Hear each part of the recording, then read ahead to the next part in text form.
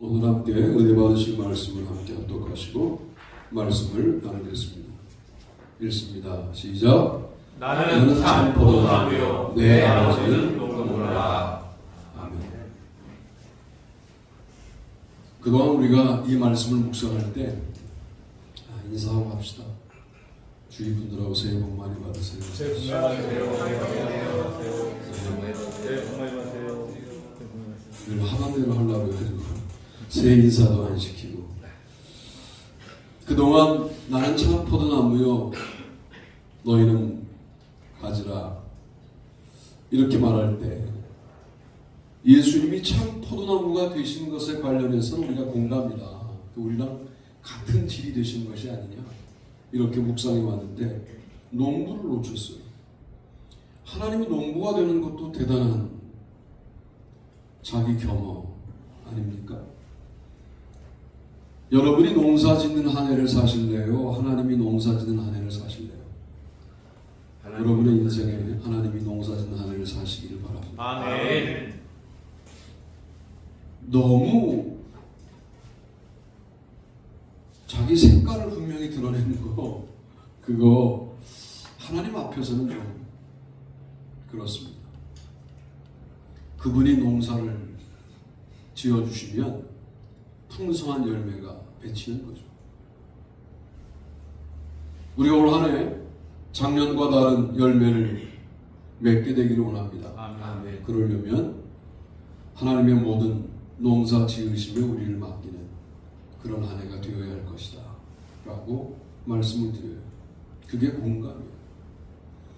물론 말씀이 육신이 되어 우리 가운데 거하시며 우리가 그의 영광을 보니 아버지의 독생자의 영광이요 은혜와 진리가 충만하더라. 이거 대단한 공감이잖아요. 하나님이 하나님과 동일한 하나님의 아들이 인간이 되셨다. 대단한 공감이에요. 21세기를 공감의 시대 이렇게 말합니다. 제레미 리프큰이라는 사람이 노동의 종말, 육식의 종말 그러다가 책 제목이 좀 우울하게 가다가 긍정적인 책 제목이 나왔는데 그게 공감의 시대라고 나왔죠. 거기에 이제 서문에 보면 독일 사람과 프랑스 사람 서로 총질하다가 성탄절이 된 거죠. 오늘은 하지 말자. 모두 그리스도인들인 거예요. 이게 비극 아닙니까? 독일도 크리스천이고 프랑스도 크리스천이고 근데 그게 그냥 이루어진 게 아니라 지휘관들이 협약을 해서 이루어진 게 아니라 누가 캐롤을 부르고 찬송을 부르는 거죠. 같이 따라 부르다가 여러분 독일 사람들은 프랑스어 잘하고요. 프랑스 사람들은 독일어 잘해요. 심한 경우에 유명한 보봉 같은 교수님들은 소르본에서 강의하시는데 하이델베르크까지 가서 강의하시고 빠르게 기차 타고 와서 소르본에서 자기 강의를 또 하는데 나라가 바뀐 걸 모르고 독일어로 강의를 막 하고 있는 거죠, 교수님이. 근데 학생들이 전혀 이상하지 않게 질문하지 않고 한 시간이 끝난 거예요. 한 학생이 손을 들고 선생님 지금까지 독일어로 강의하셨습니다. 내가 그랬나? 그리고 두 번째 시간을 프랑스어로 강의하는 이게 이제 프랑스어 독일의 관계인데 총질하다가 캐롤이 들리자 그들이 서로 노래를 부르고 하나가 되어서 뭐 마당에서 막 춤추고 이렇게 총질하다가 하나가 되었으니 이게 전쟁이 될 일이 있겠습니까? 그 장면을 제레미 리프킨은 공감의 장면으로 제시합니다. 그리고 온전한 하나님의 평화가 이루어지는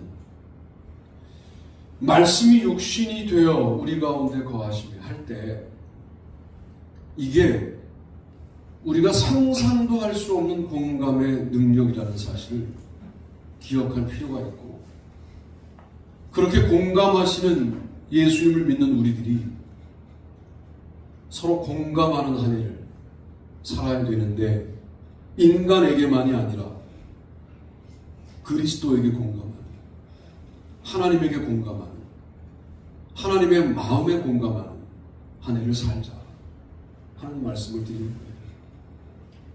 다윗을 하나님의 마음에 합한 자라고 할 때 번역을 이렇게 할 수도 있지 않습니까? 내 마음과 공감한 자이다. 다윗이 그랬어요. 얼마나 멋있어요. 내가 사망의 음침한 골짜기로 다닐지라도 해를 두려워하지 않을 것은 주께서 나와 함께 계십니다. 그렇게 고백하는 다윗의 고백을 옆에서 듣는 하나님은 얼마나 든든하시겠어요. 여러분, 주님의 마음에 드는 한 해를 좀 살겠다라고 결단하시면 좋겠습니다. 제가 의도적으로 이제 새벽 설교를 한 줄로 요약하고 저도 그 한 줄을 기억하거든요. 교수님을 만나고, 이은재 교수님을 만나고 서로 이제 목회 현장과 학교 현장의 중간 다리 역할을 좀 하자라고 아주 진지한 이야기를 나누고, 그때 옆에 안산대학교 교목실장 목사가 같이 있었는데 그날이 금요일이었어요. 주제가 바쁘지만 일산에서 안산까지 친구를 모시다 드리고 오면서 이런 게 말씀이 기억나면서 내가 물론 그 말씀을 기억 안 했을지라도 그렇게 했겠지만 기억하면서 하니까 뭔가 느낌이 달라요. 신천 임원 교육대는 말씀이 단번에 주신 믿음의 도를 위하여 힘써 싸우라 했어요. 한동안 못 배웠던 선배 목사님들이 강의하러 오신다고 해서 저는 우리 교회 성도가 아무도 없음에도 불구하고 처음부터 끝까지 그 현장에 있었어요. 그리고 엘리베이터 타고 내려가실까봐 계속 1층에서 눌러놓고 열리면 인사하려고 기다리고 있었어요. 열리더라고요. 인사했더니 나오셔서 반갑게 인사를 받아주시고 후배 목사들 모두 인사하는 아주 아름다운 장면이 연출이 되면서 이런 게 믿음의 도를 위하여 내 이익이 아니라 사는 것이구나, 그런 또 생각도 해보게 되었습니다. 잔잔하지만 참 재밌다, 그런 생각을 하게 됐고, 여러분 생각을 또 했어요. 여러분도 그렇게 말씀 한 줄을 제가 요약하여 드리면 그 말씀을 붙잡고 살아보겠다 하시면 사건 또 상황, 이야기거리들이 생기겠구나, 그런 생각을 해보게 되었습니다. 요한복음 19장 33절 34절에 보게 되면 한 마리의 6월절 어린 양으로 제물 되시는 주님의 모습이 여실히 나타나 있죠. 예수께 이르러서는 다리를 꺾지 아니했다 하고 34절에 그중 한 군인이 창으로 옆구리를 찌르니 곧 피와 물이 나오더라. 목숨을 주고도 더 주시는 주님의 제물 되시는 사람, 이게 주님의 공감 능력이에요. 인간에게서는 맛볼 수 없는 그 공감의 능력을 우리도 발휘해서 주님의 말씀에 공감하고 주님에게 공감하고 한 해 동안 그 공감의 여정을 아름답게 사는 2026년이 되기를 축복합니다. 두 번째는요, 제목과 본문을 읽어보시는데요. 읽습니다. 시작. 통감. 그 후에 예수께서 모든 일이 이루어진 줄 아시고 성경을 응하게 하려 하사 이르시되 내가 목마르다 하시 거기 신 포도주가 가득히 담긴 그릇이 있느니라. 사람들이 신 포도주를 적신 해면을 우술초에 메어 예수의 입에 대니 예수께서 신 포도주를 받으신 후에 이르시되 다 이루었다 하시고 머리를 숙이니 영원히 떠나가시니라. 아멘. 요한복음 19장 28절로 30절 말씀입니다. 역시 공감인데 우리를 구원하시려고 마지막 순간까지 일하시는 모습으로 고통스러운 그 길을 걸어가신 분이 주님이십니다.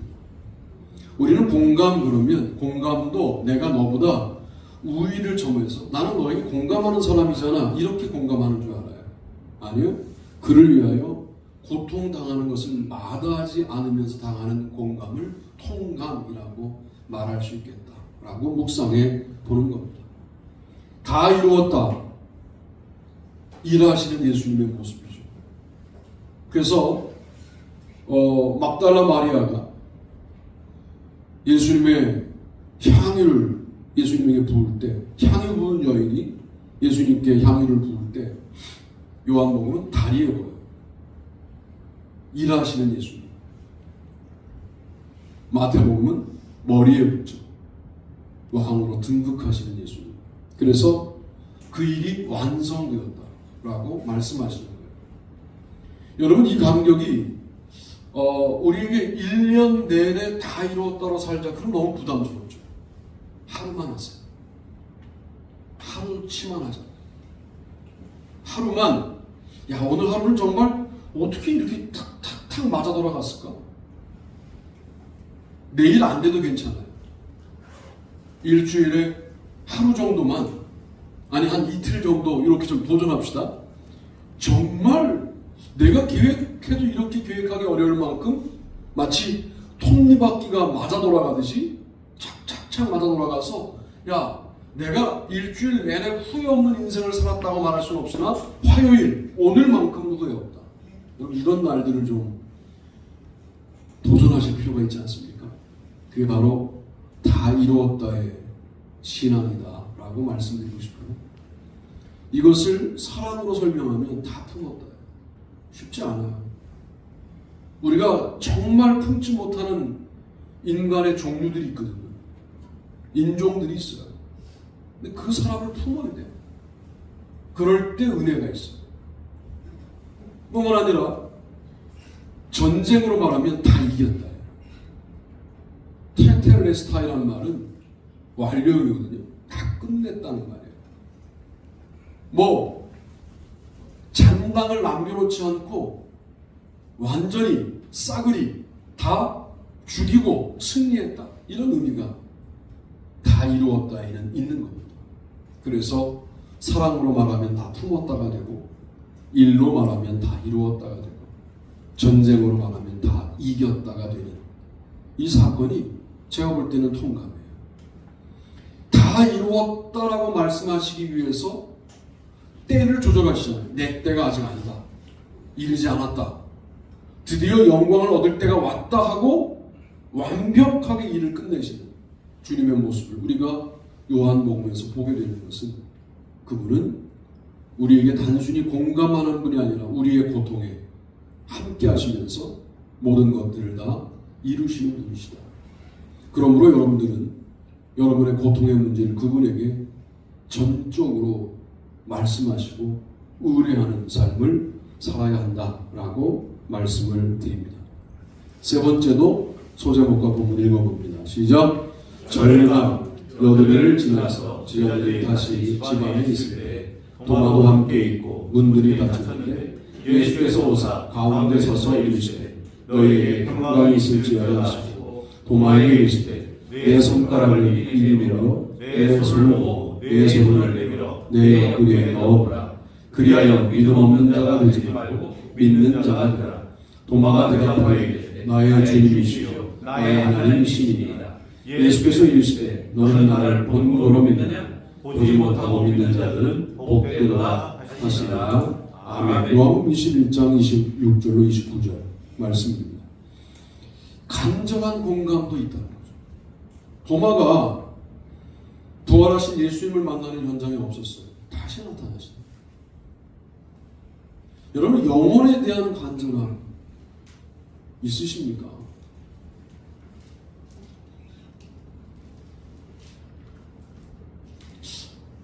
정말 내가 가는 길이 구원의 길이라면 나와 가장 친한 사람들이 아직 이 길을 모른다? 간절한 공감 있어야 되는 거죠. 2026년 한 해는 좀 절감한, 간절하게 공감한 한 해가 됐으면 좋겠고, 영혼들을 사랑하는데 정말 간절하게 사랑합니다. 그때 예수님의 하루는 얼마나 소중한 하루이겠습니까? 그런데 그 하루를 도마에게 쓰시는 거예요. 간절함이죠. 뿐만 아니라 사명의 땅을 떠나서 디베랴 바닷가로 도망간 베드로와 그 일행들을 찾아가시는데 시간을 사용하시는 거예요. 그리고 그들이 어색할까봐 먼저 말을 하시고 조반을 지어서 와서 조반을 먹으라 말씀하시고, 이게 간절한 공감 아닙니까? 우리가 나는 뭐 T야, 공감 능력이 떨어져, 그러면서도 뭐 연속곡 보면 왜 이렇게 우세요? 주님이 함께 하시면 그런 식의 인간 분류하고는 전혀 다른 역사들이 펼쳐집니다. 마치 무슨 심리학의 인간 분석과 이해가 마치 무슨 인간을 다 구획짓고 결정짓는 것으로 착각하시는데 그렇지 않아요. 하나님이 역사하시면 여러분 안에 있는 공감의 능력들이 발현되어서 한 영혼에게 간절하게 반응하는 일들이 벌어질 것이다 라고 말씀을 드립니다. 보지 못하고 믿는 자들은 복되다 그랬어요. 우리는 일단 참 좋은 조건을 갖고 있어요. 하나님 못 봤죠. 예수님 못 봤죠. 하늘나라 못 봤죠. 봤다는 사람들이 문제가 많아요. 하늘나라 봤다는 사람들이 믿음을 유지하는 경우가 많지 않습니다. 제가 훈련받은 신학교 가기 전까지 다녔던 교회가 하늘나라 왔다 갔다 하는 교회거든요. 교회 자체가 없어졌어요. 저는 모 교회가 사실 없어졌어요. 가슴 아픈 일이죠. 정직히 말하면 목회자의 욕심 때문에 없어진 거예요. 목회자가 신림동에 만족을 못하고 뭐 청중가에 내려갔다 오시면서 교회가 다 흩어졌어요.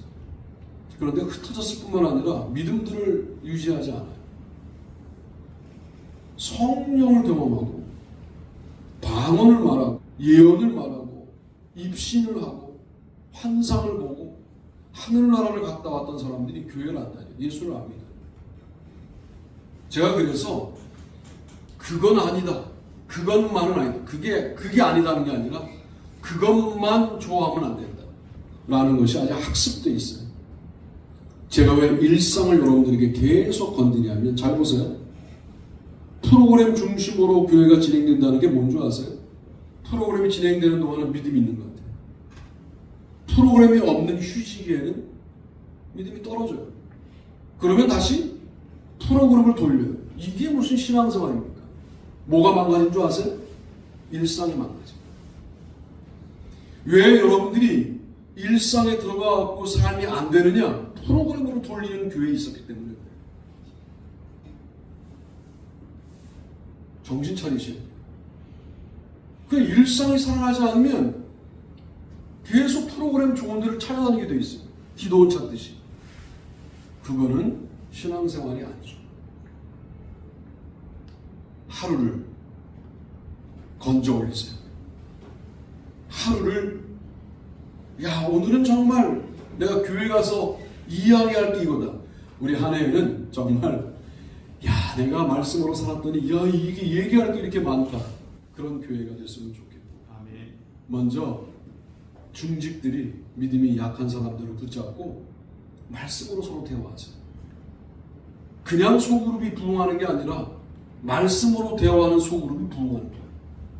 그냥 친근감만 확인하는 것은 능력이 없어요. 말씀이 남도록 해야 돼요. 그리고 그들에게도 한 줄 말씀을 기억나게 만들어주세요. 그리고 그걸 본인이 살았던 경험을 먼저 오픈하세요. 그렇게 사는 거라고 알려주세요. 여러분, 이게 대단한 겁니다.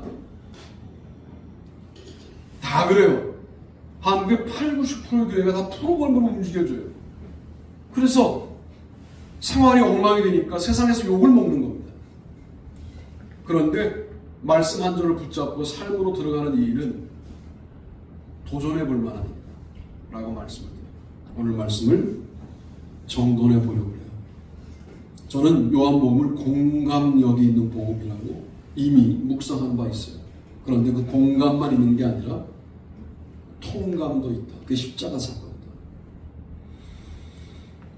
예수님이 십자가의 고통을 통과하여 진정한 승리를 알려주시기 위해서 자기 때를 조절하시고 영광을 향하여 나아가지고 우리에게 다 이루었다를 보여주셨거든요. 그리고 요한복음만 나오는 도망간 제자들을 찾아 나서시는 장면, 베드로에게 양을 위임하시는 장면, 도마를 만나 나의 주 나의 하나님이라는 고백을 이끌어내시는 장면은 그것은 절감, 간절한 공감의 사역이었다. 우리는 올 한 해 말씀에 공감하고 말씀에 통감하고 말씀에 절감하고 이렇게 합시다. 평안할 때는 말씀에 공감하세요. 힘들 때는 힘든 고통 중에 말씀에 통감하세요. 그리고 문제가 생겼을 때는 그 문제의 간절함을 가지고 말씀에 절감하셔서 그 아름다운 공감의 능력들이 우리보다 믿음이 약한 자들에게 전달되어서 교회가 영적인 대화로 풍성해져요. 아름다운 한 해가 되기를 주님의 이름으로 축복합니다. 아멘.